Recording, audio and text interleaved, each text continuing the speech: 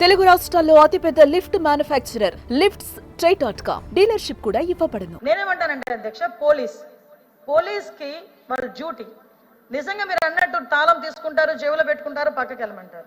మనమే వెళ్తుంటాం రోడ్డు మీద, ఎవరినో చూస్తాం, వాడు కొత్తగా బండి కొనుక్కుంటాడు, ఇలా ఇలా ఇలా ఇలా వెళ్తుంటాడు అధ్యక్ష.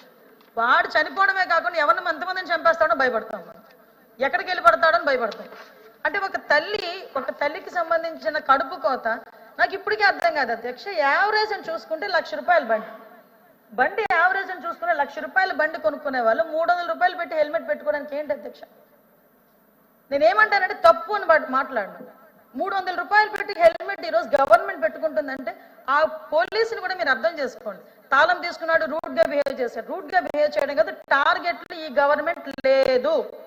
మీకు నేను కంఠాబద్ధంగా చెప్పగలను, రోడ్ ట్రాన్స్పోర్ట్ డిపార్ట్మెంట్ కి సంబంధించి టార్గెట్లు లేవు. ఎందుకు లేవో కూడా మీకు చెప్తాను. ఈరోజు లాస్ట్ టైం అధ్యక్ష, ఒకసారి మీకు దీని గురించి చెప్పాలి అధ్యక్ష. అంటే అమ్మాయిలు కాబట్టి నేను ఫోటో బయట పెట్టలేకపోతున్నాను. మొన్న రీసెంట్ గా కృష్ణా బ్యారేజ్ మీద నేను చూసిన సంఘటన అధ్యక్ష. ఒక స్కూటీ మీద 4 ఆడపిల్లలు వెళ్ళిపోతున్నారు జామ్ అను. అంటే అమ్మాయిలు వెళ్ళిపోవడం ఎంపవర్మెంట్ పర్వాలేదు, బాగానే ఉంది, కానీ 4 వెళ్ళడం ఏమైనా యాక్సిడెంట్ జరిగితే అధ్యక్ష, 4 అమ్మాయిలు ట్రిపుల్ వెళ్ళినా డబుల్ వెళ్ళినా, అంటే మీరు అంటారు కదా అమ్మాయిలు ట్రిపుల్ వెళ్ళిపోతే వెళ్ళిపోవచ్చు,